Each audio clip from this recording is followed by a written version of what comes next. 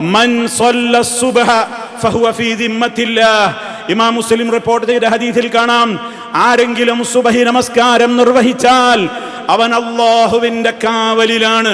മറ്റൊരു റിപ്പോർട്ടിൽ കാണാം, മൻ സ്വല്ല സുബ്ഹ ഫീ ജമാഅത്തിൻ ഫഹുവ ഫീ ദിമ്മത്തില്ലാഹ്.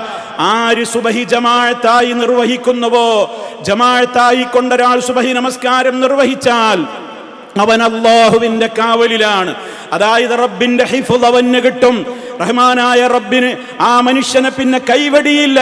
അവന് സമ്പൂർണമായ കാവലുണ്ടാകും, സംരക്ഷണമുണ്ടാകും, പ്രൊട്ടക്ഷൻ ഉണ്ടാകും. അവന്റെ കാര്യത്തിൽ വളരെ ശ്രദ്ധയുണ്ടാകും. മാത്രമല്ല, ഹദീസിന്റെ ബാക്കി ഭാഗങ്ങളിൽ നിന്ന് വിശദീകരിച്ചപ്പോൾ പണ്ഡിതന്മാരൊരു കാര്യം കൂടി പറഞ്ഞു. അങ്ങനെയുള്ള ആളുകളെ തൊട്ടാൽ, അങ്ങനെ സുബഹി ജമാഅത്തായി നിസ്കരിക്കുന്ന ഒരു ഖവിയായ മുഅ്മിനായ ഒരു മനുഷ്യനെ ആരെങ്കിലും ദ്രോഹിച്ചാൽ അവനെതിരെ നിയമ നടപടിയെടുത്ത് പരലോക കോടതിയിൽ പ്രത്യേക ശിക്ഷ നൽകി പ്രതികാര നടപടിയെടുക്കാൻ അല്ലാഹു ഏറ്റിരിക്കുകയാണ് എന്നാണ്. അത്രക്കും അവന് പ്രാധാന്യമാണ്, പ്രത്യേകതയാണ് സുബഹി ജമാഅത്തിൽ പങ്കെടുക്കുന്ന വ്യക്തിയെ സംബന്ധിച്ചിടത്തോളം പറഞ്ഞിട്ടുള്ളത്.